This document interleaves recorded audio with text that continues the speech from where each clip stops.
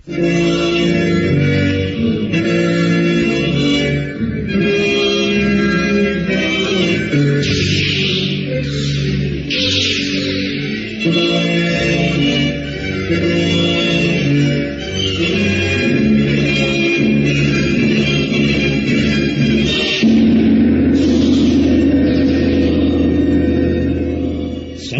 Cerita mempersembahkan Sabda Pandita Ratu.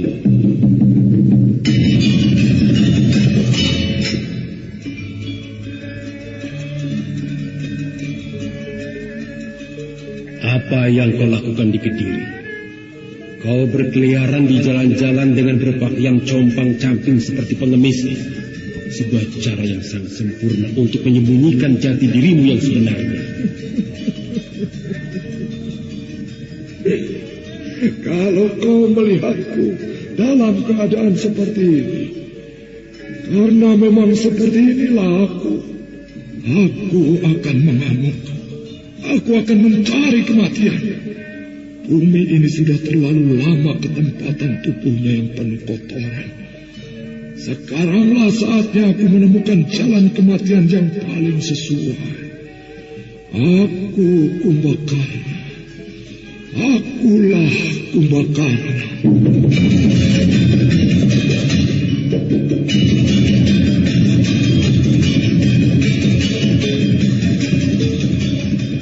Sabda Pandita Ratu, sebuah kisah penuh dilema, tragedi cinta anak manusia, perebutan tahta, mabuk harta dan duniawi, serta silaunya kehormatan, di mana keangkara murkaan merajalela karena dendam yang membara. Kisah ini berlatar belakang berdirinya Singasari. Ken Arok, dialah pemuda yang merebut pahit getirnya kehidupan. Namun sebenarnya, dialah yang harus melaksanakan sabda-sabdanya.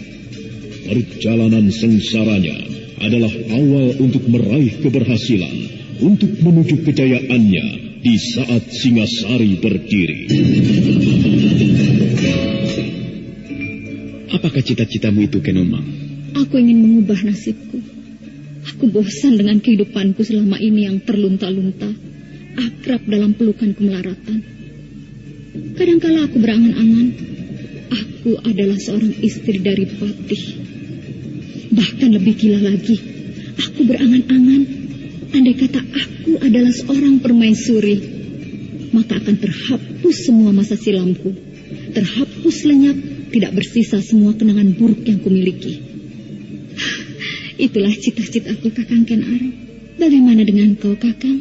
Aku ingin menjadi seorang raja.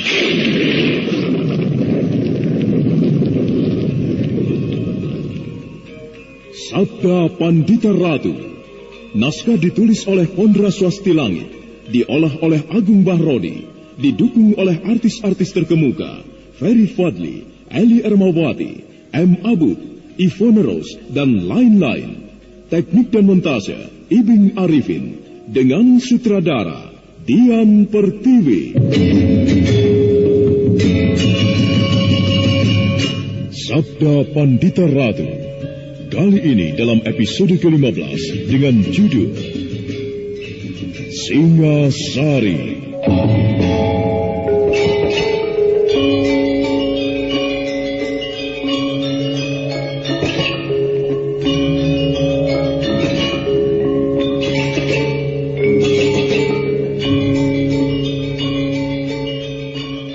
Dalam seri ke-447 ini, dengan para pemain Henny sebagai Katriwidati, Ferry Fadli sebagai Kamaswara, Ismetio sebagai Duro, dan Asdi Suhastra, pengantar cerita.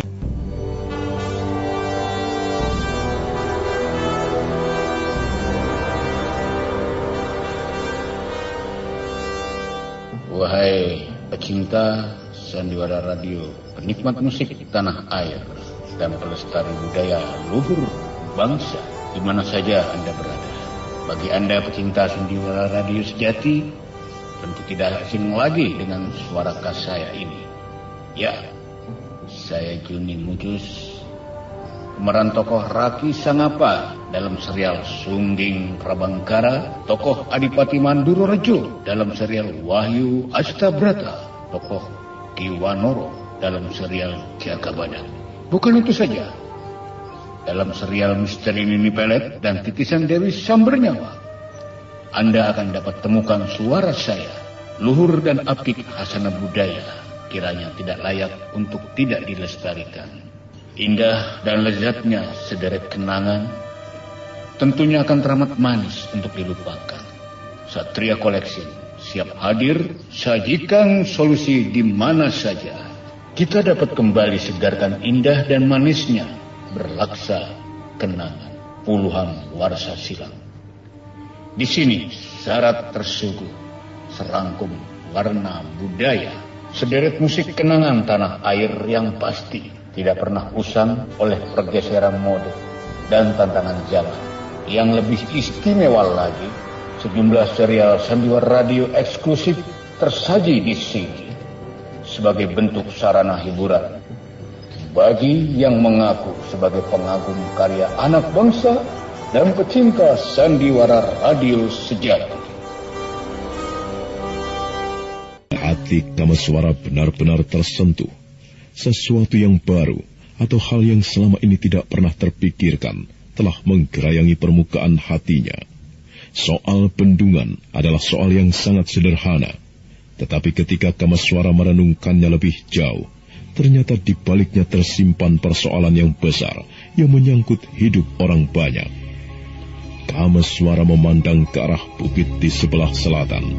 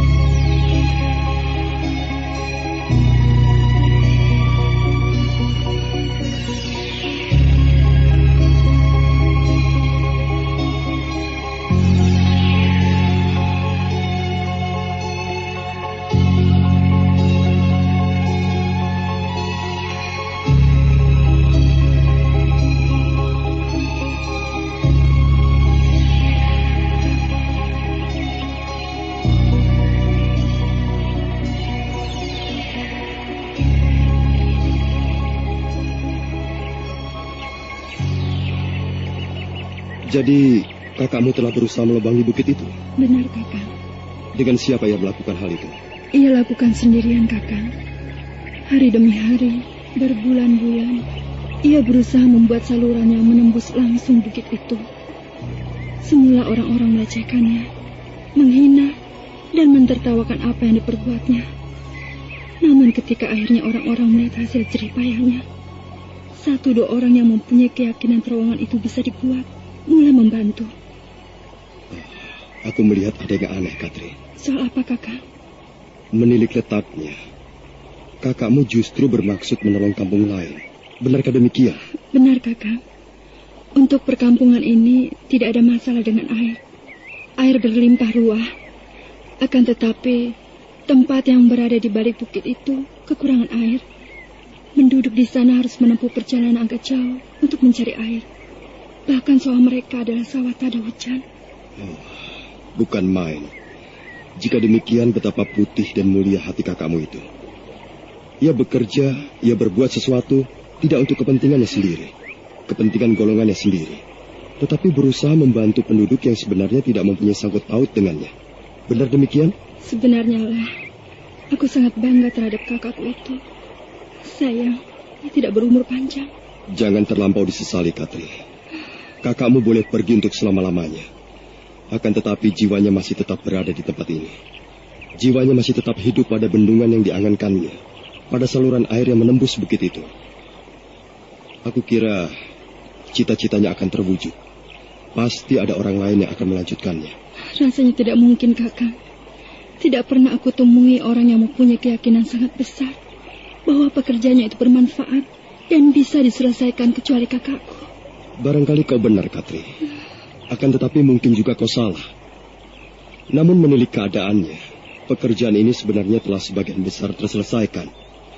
Pasti ada orang yang berminat untuk melanjutkannya. Parit yang menuju ke terowongan itu telah tergarap. Terowongan itu dan bendungan ini yang belum selesai. Aku kira bukan pekerjaan yang berat lagi. Kakakmu telah menyelesaikan sebagian besar. Baiklah, Katri. Iya. Sekarang aku berkeinginan sekali untuk melihat terowongan itu. Kau boleh kembali. Aku ikut Kakang. Mendiang kakakku sering mengajakku melihat hasil kerjanya. Aku sudah terbiasa masuk ke dalam terowongan itu. Aku bisa menjelaskan hal-hal yang barangkali Kakang ingin menanyakannya. Kalau begitu baiklah. Ayo.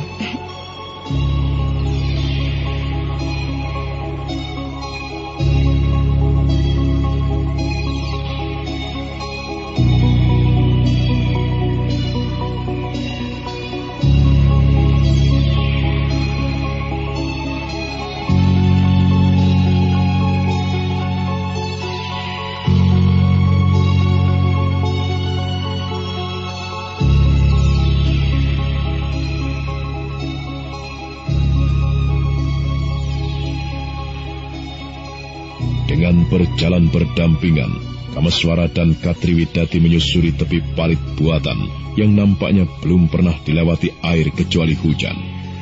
Kameswara semakin kagum dengan tekad yang pernah membara di dalam dada seorang pemuda bernama Parto Dilam. Pemuda sederhana yang berasal dari sebuah perkampungan kecil yang bernama Kalibaru Manis. Tetapi meski dia seorang pemuda sederhana, namun memiliki wawasan yang luas, kepedulian yang tinggi, dan tekad yang membaja.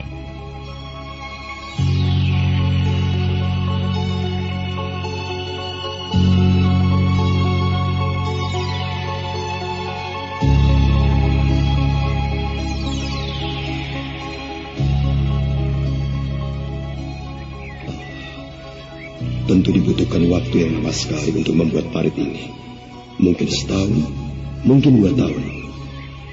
Bisa jadi pemuda Parto Dilam itu membutuhkan waktu 5 tahun untuk pekerjaan yang membuat saluran dan mencoba menembus bukit itu.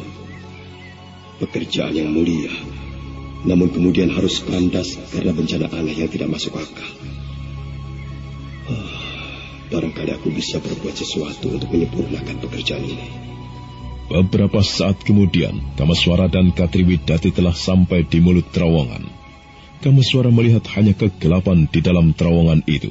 Gelap sekali di dalam, Katri. Iya, Kakang Dilam ada menyediakan oncor yang bisa dinyalakan dengan menggunakan batu titikan. Juga tersedia minyak jarak cukup banyak yang diwadahi batu kelapa, Kakang. Baiklah, mari kita lihat. Iya.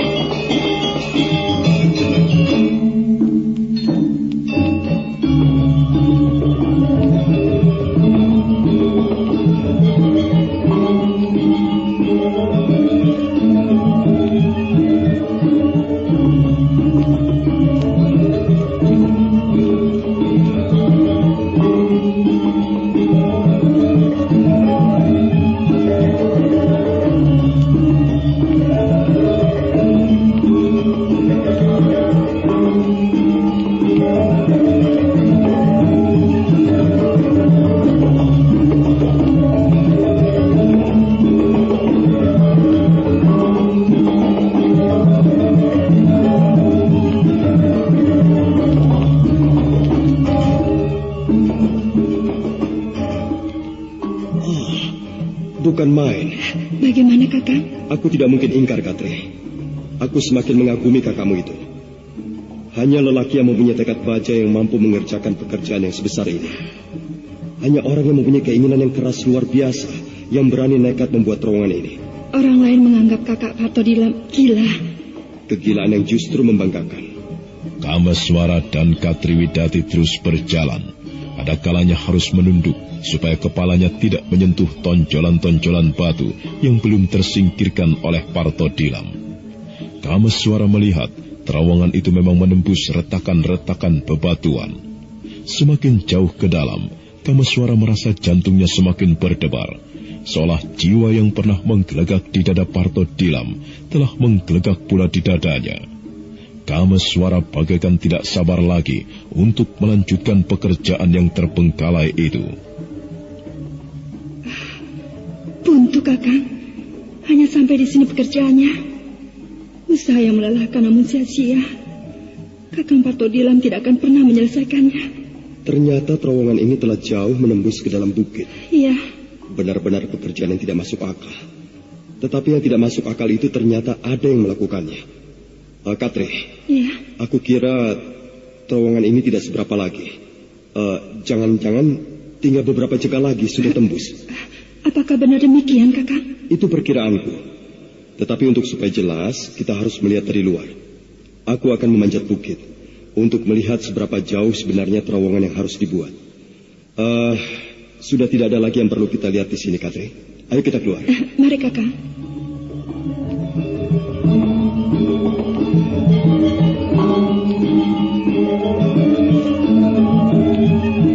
Setelah beberapa lama berada di dalam terowongan untuk menyaksikan keadaannya dari dekat, Kameswara dan Katriwidati kemudian kembali ke mulut terowongan.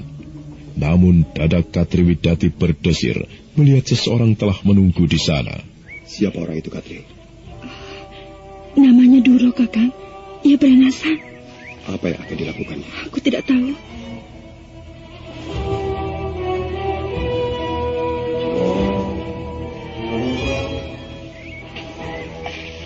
Hei, kamu berdua. Apa yang kau lakukan di tempat itu, ha? Kami sedang melihat terowongan Kisanak. Melihat terowongan berdua? Laki-laki dan perempuan seperti itu. Kalian melihat terowongan atau untuk tujuan yang lain? Aku sekedar melihat terowongan Kisanak. Untuk melihat sejauh mana pekerjaan yang telah dilakukan oleh Partodilam. Omong kosong. Kau pikir aku percaya dengan bualanmu itu? Kalian laki-laki dan perempuan berlainan jenis. Kalian masuk ke dalam sebuah terowongan. Untuk apa kalau bukan untuk urusan itu? Orang yang paling bodoh sekalipun akan mengerti apa yang baru saja kalian lakukan. Kakang Duro, jagalah mulutmu. Aku tidak melakukan apa-apa dengan Kakang Kameswara. Aku hanya mengantarkan untuk melihat apa yang pernah dilakukan kakakku. Katri. Ketahuan belangmu sekarang. Kau sok suci. Kau cantik. Dan itu yang menyebabkan aku berminat untuk mengambilmu sebagai istriku. Akan tetapi kau telah menolakku rupanya. Seperti inikah kelakuanmu? Kakang Duro, kau jangan berbicara seenakmu sendiri. Aku tidak melakukan apapun yang kau tuduhkan itu. Rupanya, desa Kalibaru ini sudah mulai tercemar. Karena sepasang lelaki dan perempuan telah melakukan perbuatan yang tidak patut untuk dilakukan. Kisanak Duro. Janganlah kau gampang mengambil kesimpulan sesuai dengan seleramu. Aku tidak melakukan hal yang tidak patut dengan adik Katriwidati. Aku baru saja melihat dari dekat bendungan yang pernah diangankan oleh mendiang Partodilam. Aku melihat dari dekat parit yang telah dibangunnya dengan beberapa orang kawannya.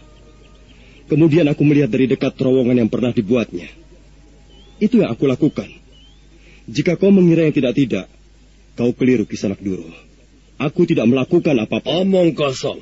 Mana ada maling yang mau mengaku? Terserah kau, Kakang Duro. Mau percaya atau tidak.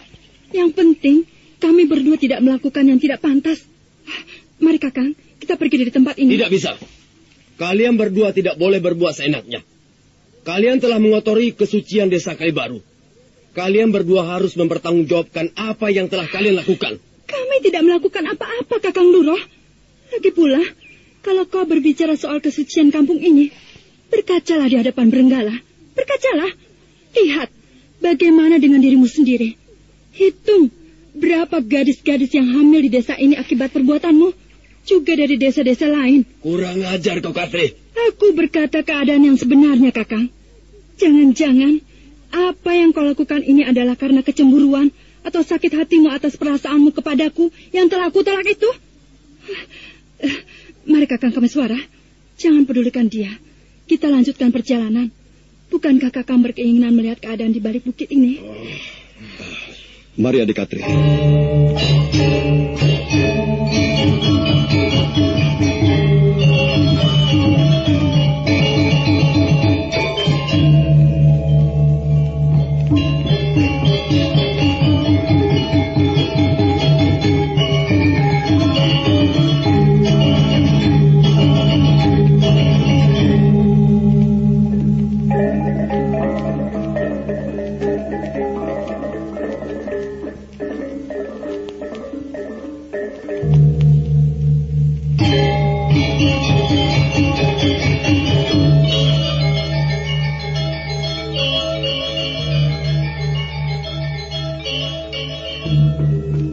Katri Widati bergegas berbalik meninggalkan Duro yang giginya gemeretak menahan kemarahan yang tiada terkira.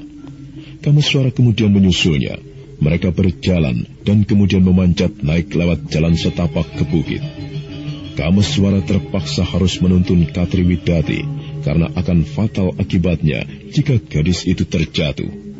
Namun justru apa yang dilakukan oleh Kameswara dan Katri yang memanjat naik dengan sambil bergandengan tangan itu justru membuat dada Duro bagaikan meledak. Dia kemudian berbalik dan berjalan bergegas. Apa yang dilakukannya hanya Duro yang tahu.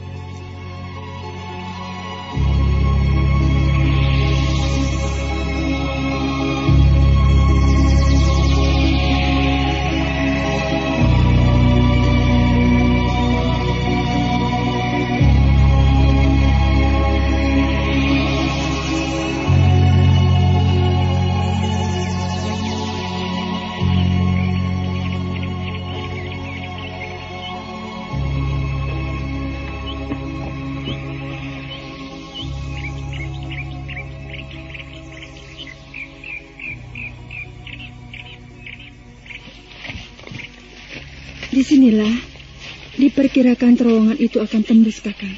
Iya, aku sudah tahu itu. Menilik parit tembusannya juga menuju kemari. Siapa yang membangun parit yang berada di balik punggung ini, Katri? Apakah juga kakakmu itu? Bukan, Kakang. Yang membangun adalah para pemuda dan penduduk desa di sana itu. Mereka yang mengetahui apa yang dilakukan Kakang Partodilang adalah untuk membantu mereka. Mereka datang membantu. Sebagian besar dari yang membantu membuat terowongan adalah para pemuda di sana. Sebenarnya, kita melihat sebuah perhitungan yang cermat. Berbanggalah kau, Katri, karena kau mempunyai seorang kakak lelaki yang luar biasa. Apa yang diangankannya bukanlah sebuah kegilaan, akan tetapi benar-benar dapat diwujudkan. Sayang, kabut keparat itu. Sudahlah, jangan disesali. Yang lewat telah menjadi bagian dari masa silam. Yang sekarang harus kau lakukan adalah menghadapi masa yang akan datang. Aku akan memanjat kembali, Katri. Kau tunggu di sini. Apa yang akan Kakang lakukan? Aku ingin membuat perkiraan sampai di mana kira-kira terowongan itu dibuat. Tadi aku telah mengukur kedalamannya dengan hitungan langkah kaki. Baik, aku tunggu, Kakang.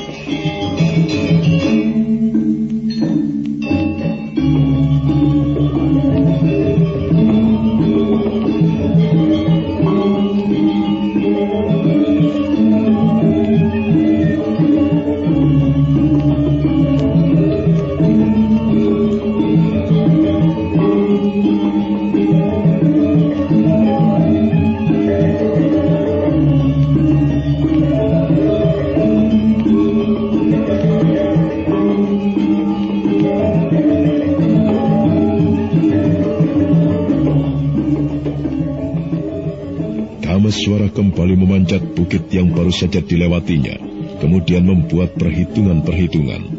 Dan sesaat kemudian, Kameswara telah turun menemui Katri Widati lagi.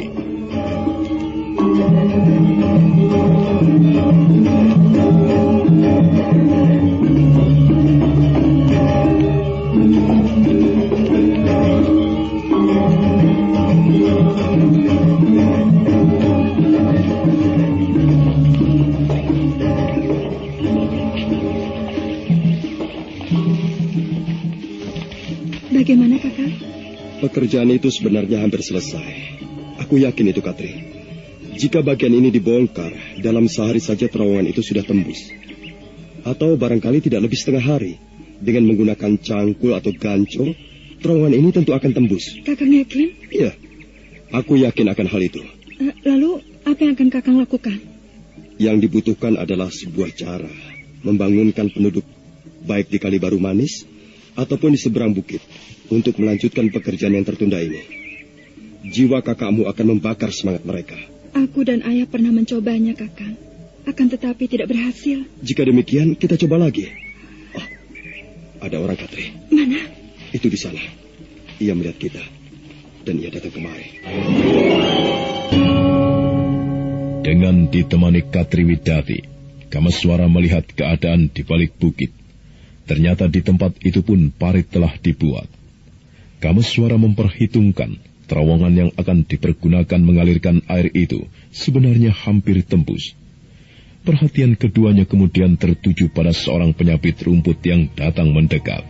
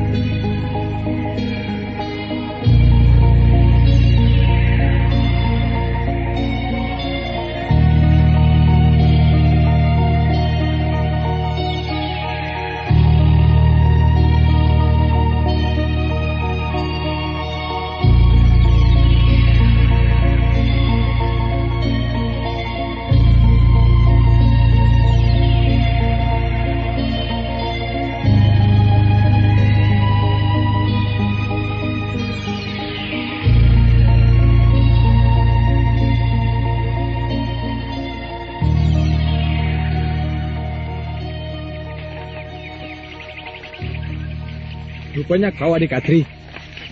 Sudah lama sekali kita tidak bertemu, Kakang Sumantri.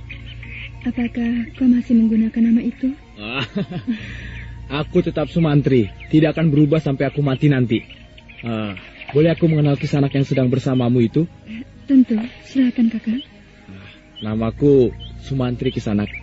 Aku berasal dari Kedung Lungkar. Kedung Lungkar adalah nama kampung yang kelihatan di sana itu. Siapakah kau? Namaku Kameswara Kisanak Sumantri. Aku berasal dari Pesanggaran. Pesanggaran. Aku sudah pernah mendengar nama itu. Di sana katanya terdapat sebuah perguruan. Apakah kau masih bersaudara dengan adik Katri Widati? Bukan. Kami bukan saudara. Aku hanya sekedar singgah di rumahnya. Dan ia mengantarku kemari untuk menyaksikan pekerjaan kakaknya yang terbengkelai. Oh, yang kau maksud terowongan dan saluran air ini? Benar, Kisanak. Aku melihat sebuah kerja yang luar biasa. Sebuah tekad baja untuk mengubah kehidupan ke arah yang lebih baik. Sebuah sungai yang akan dibendung tentu akan sangat bermanfaat sekali. Dengan dibendungnya sungai di tempat yang tepat itu, akan mencegah terjadinya banjir di bagian bawah. Dan di samping itu, air yang dialirkan melalui parit yang menembus terowongan di bukit ini, tentu akan sangat bermanfaat bagi penduduk Kedung Lungkar. Bukankah begitu? Aku menjadi ragu-ragu. Apakah benar demikian, Kisanak? Mengapa? Bukankah Kisanak melihat pekerjaan besar itu hampir selesai? Aku yang dulu menjadi ujung tombak atau cucuk lampah, memimpin para pemuda dari Kedung Lungkar untuk membantu sahabatku Partodila membangun parit. Siang malam bagaikan kesetanan, kami membangun parit itu sampai ke kampung Kedung Lungkar. Tetapi mana hasilnya? Orang-orang di Kedung Lungkar mentertawakan kami yang membangun parit ini, dan terutama kepadaku sebagai suatu pekerjaan yang sia-sia.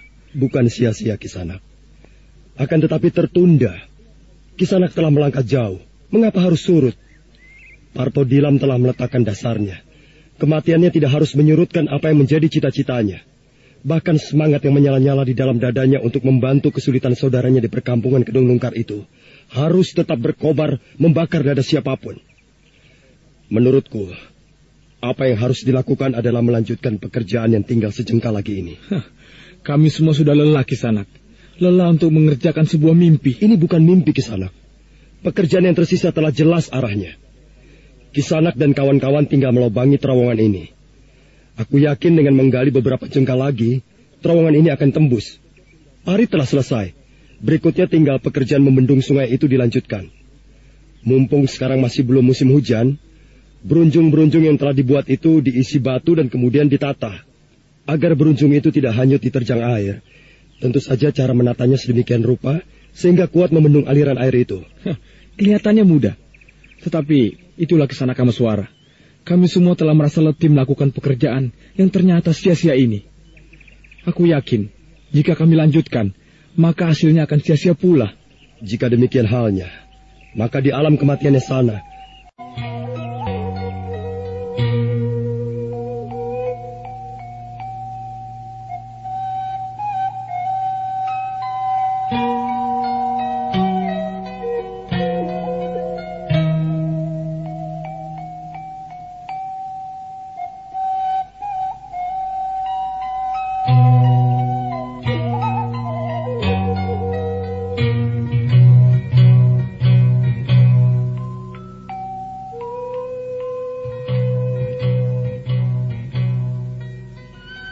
Kameswara menerawang, memandang ke arah parit kering yang memanjang. Gambaran angan-angan yang tidak menjadi kenyataan. Sementara matahari semakin bergulir ke arah barat, ketajaman pendengaran Kameswara tiba-tiba tertuju pada suara-suara yang berasal dari balik bukit atau dari mulut terowongan. Beberapa orang berjalan berombongan. Namun demikian Kameswara tidak membicarakan kehadiran orang-orang itu dengan Sumantri atau Katriwidati. Beberapa saat kemudian, rombongan itu muncul setelah memanjat bukit. Nah, saudara-saudara, benar bukan apa yang aku katakan? Mereka benar berada di sini.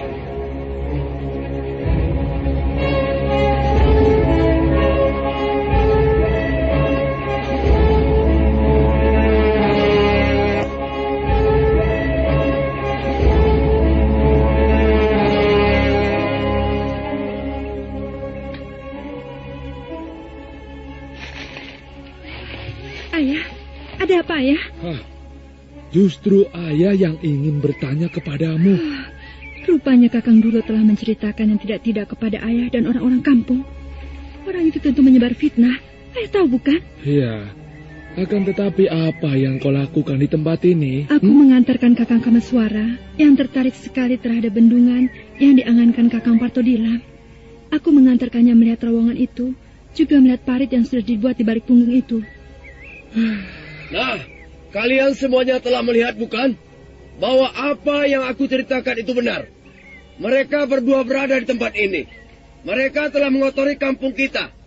Dan kita tidak bisa menerima perbuatan itu. Kakang Duro, apa sebenarnya yang kau lakukan? Kau bertanya. Mestinya kamilah yang menanyaimu. Apa yang kalian berdua lakukan di tempat ini? Di dalam terowongan, Apa yang dikira-kira lakukan oleh sepasang wanita dan laki-laki di dalam sebuah tempat yang gelap dan tersembunyi? Pikiranmu kotor sekali, Kakang Duro. Bukankah aku sudah mengatakan kepada Kakang? Aku sekedar mengantarkan Kakang Kameswara melihat bendungan yang diangankan itu. Juga terowongan yang pernah dibuatnya. Kau pikir aku percaya, Kau pikir kami semua penduduk Kalibaru Manis ini semua percaya dengan omonganmu itu? Jangan ada yang percaya dengan omongannya. Aku dan Kakang Kameswara tidak melakukan hal yang tidak patut. Justru Kakang Duro lah yang sebenarnya tidak tahu malu. Ia menyatakan keinginannya untuk memiliki aku. Semua orang tahu akan hal itu. Ia sakit hati karena aku menolaknya. Mengapa aku menolaknya? Iya, semua orang pun tahu bagaimana perbuatannya dan perilakunya. Gila kau, Katri. Kau telah memutar balik keadaan. Kakang yang mencoba memutar kenyataan. Aku tidak melakukan apa-apa. Aku tidak percaya. Dan semua orang di sini tidak percaya dengan omonganmu. Ki Buyut tidak percaya. Ki Jogoboyo pun juga tidak. Semuanya tidak ada yang percaya. Kalian diamlah lebih dulu. Berilah kesempatan kepadaku untuk berbicara. Ki Buyut, jangan percaya dengan omongannya. Maling tentu tak akan pernah mau mengaku. Diamlah kau, Duro. Biarlah aku berbicara lebih dulu. Diamlah yang baik.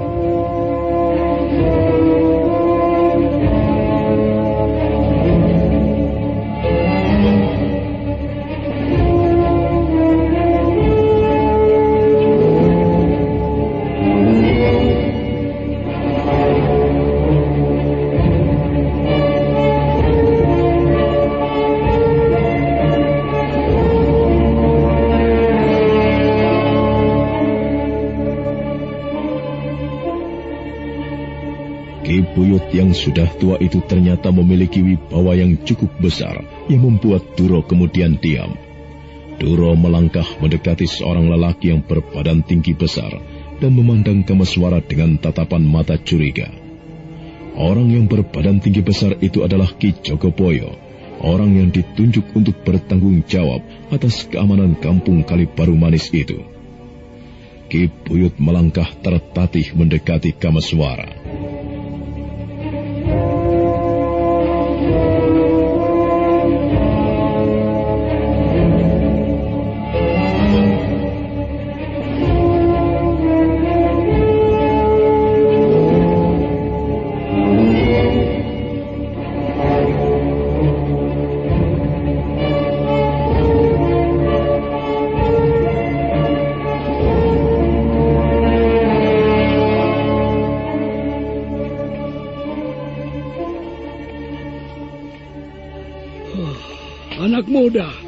Saya Ki Buyut. Jawablah pertanyaanku. Siapa namamu? Dari mana kau berasal? Dan apa yang kau lakukan di tempat ini? Nah, jawablah dengan jelas dan jangan berbelit-belit. Namaku Kameswara Ki Buyut. Aku berasal dari bumi Pesanggaran. Aku baru saja datang di tempat ini setelah menempuh perjalanan jauh di kota Raja Kediri dan sekitarnya. Ayah Adi Katriwidati ini yang berbaik hati menerimaku singgah di rumahnya. Disinilah aku tertarik dengan cerita tentang seorang pemuda yang mempunyai wawasan luar biasa. Parto Dilam yang ingin membantu kesulitan saudaranya di desa Kedung Lungkar yang kesulitan air dengan cara membendung sungai dan mengalirkannya menembus bukit. Rasa penasaran itu menyebabkan saya berada di sini. Demikianlah Ki Buyut. Benarkah demikian, Badra? Benar Ki Buyut. Sebenarnya lah aku yang mempersilahkan ia singgah. Ia telah menolong membantuku menebang kayu yang aku butuhkan untuk Saka. Apakah kau percaya dengan tuduhan Duro? Bahwa pemuda ini telah berbuat sesuatu yang tidak pantas dengan anak gadismu? Ki Buyut, aku mengenal anak gadisku sebaik-baiknya. Aku mengenal sifatnya. Aku percaya dengan apa yang dikatakan Katriwidati, bahwa ia tidak berbuat apa-apa dengan pemuda itu. Omong kosong! Tidak mungkin! Aku melihat dengan mata dan kepalaku sendiri. Pemuda bernama Kameswara itu menuntunnya. Kau dibakar cemburu, Kakang Duro. Kakang Kameswara menuntunku. Itu wajar saja, karena aku bisa jatuh jika tidak dituntunnya saat mendaki bukit ini. Pokoknya aku tidak percaya. Aku tidak percaya. Di dalam terowongan itu, pemuda berasal dari Pesanggaran itu pasti telah melakukan sesuatu dengan Katri. Dan Katri yang tidak tahu malu telah melayaninya. Kakang Duro, mulutmu lancang berbau fitnah. Maaf Ki Buyut. Bolehkah aku ikut bicara? Apa yang akan kau tanyakan, Jogoboyo? Aku akan bertanya kepada anak muda bernama Kameswara itu. Ya, bertanyalah. Tetapi jaga berangasanmu itu. Aku tidak ingin kau salah tangan terhadap orang yang tidak melakukan kesalahan. Aku tidak salah tangan. Tidak pernah.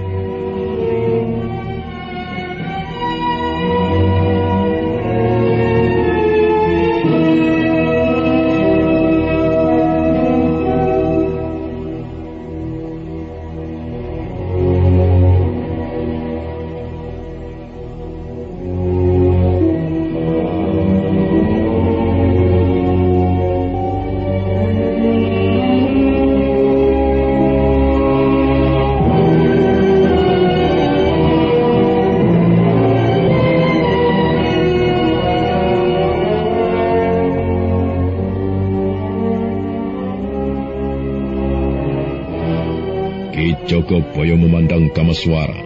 Tatapan matanya tajam, tertuju pada manik-manik mata pemuda sahabat Ken Arok itu, seolah bermaksud menghancurkan mentalnya hanya dengan tatapan matanya. Namun sebaliknya, Kameswara dengan tatap memandang ke mata Ki Jogoboyo, langsung mengorek dadanya, membuat lelaki tinggi besar itu mengumpat di dalam hati. Sementara itu, pada saat itu pula, beberapa orang pemuda yang nampaknya mendengar apa yang akan terjadi datang melintasi bukit. Para pemuda itu bergabung dengan orang-orang yang sudah hadir.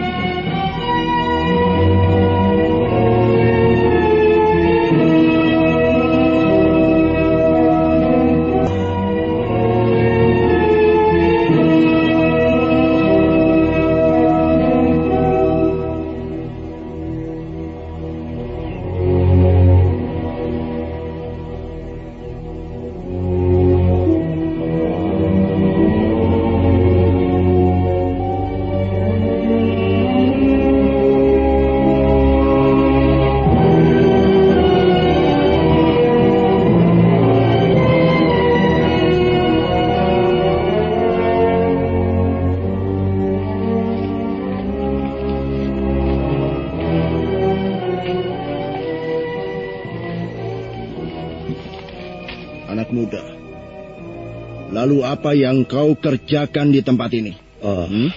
Sebagaimana yang sudah aku katakan, Kisanak, aku tidak bermaksud buruk. Aku hanya tertarik pada cerita seorang pemuda yang luar biasa. Seorang pemuda yang bernama Parto Dilam yang mempunyai wawasan yang luas sekali. Aku ingin membuktikan dan melihat dari dekat apa yang pernah dikerjakannya itu. Bagaimana kalau aku juga meragukan keteranganmu itu? Nampaknya Ki Jogoboyo akan membenarkan apa yang dikatakan Kisanak Duro itu? Ya, dan alasannya sederhana dan sangat masuk akal sekali. Sepasang anak manusia, muda usia lagi, berlainan jenis berada di dalam terowongan. Kira-kira apa yang diperbuat di dalam terowongan itu? Maaf, Paman. Aku tidak perlu menjawab lagi. Bukankah adik Katri Widati tadi sudah menjelaskan? Jawabanmu terasa sengkring sekali. Sombong sekali kau anak muda. Aku mengatakan kenyataan yang sebenarnya. Andai kata aku telah menyinggung perasaan orang lain, sungguh, aku tidak mengerti bagaimana yang demikian itu bisa terjadi. Kurang ajar. Jogoboyo, kau sudah melampaui apa yang aku katakan. Tapi pemuda ini sombong sekali, Ki Buyut. Mulutnya menyimpan kata-kata yang menyebabkan telingaku merah. Sudah. Kau tenanglah. Dia tidak bisa, Ki Buyut. Aku percaya dengan apa yang dikatakan Duro. Pemuda itu pasti telah mencemari kesucian desa kita ini. Harus dibuktikan, Ki Buyut. Lalu bagaimana caranya membuktikan? Dia harus dipaksa untuk mengaku. Kalau dia tidak mau mengaku, biar aku yang akan menghajarnya. Selalu cara semacam itu yang kau senangi, Jogoboyo. Maaf, Ki Buyut. Izinkan aku mengemukakan pendapatku. Berbicaralah. Kau ayah dari Katri yang tengah menjadi persoalan. Kau berhak membela anakmu. Terima kasih, Ki Buyut.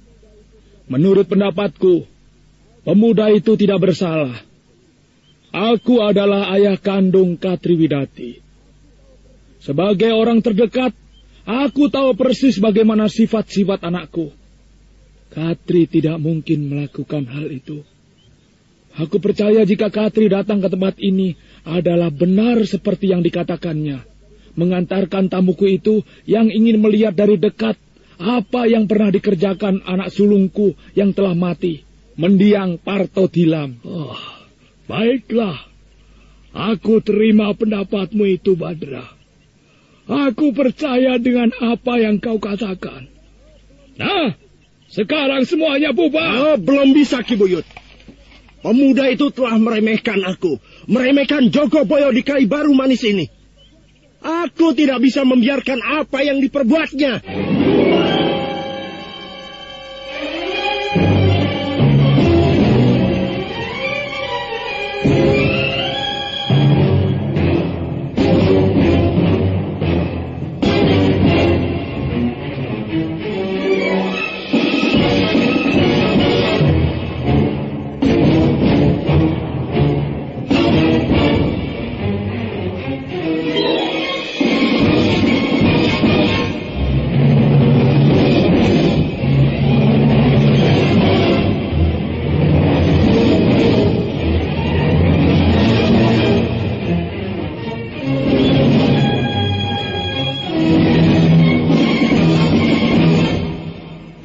Katri Widati berdesir.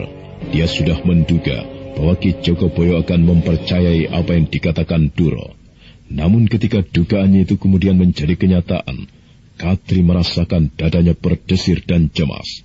Demikian juga dengan ayahnya, penebang kayu yang bernama Badra itu juga merasa cemas dengan perkembangan yang terjadi. Sedangkan Sumantri, pemuda penyabit rumput dari Kedung Lungkar itu, sibuk menata debur jantungnya. Nah, bagaimanakah sikap Kamaswara menghadapi peristiwa yang ternyata berkembang ke arah yang tidak dikehendakinya itu? Dan bagaimana pula dengan Ki Jogoboyo dan Duro?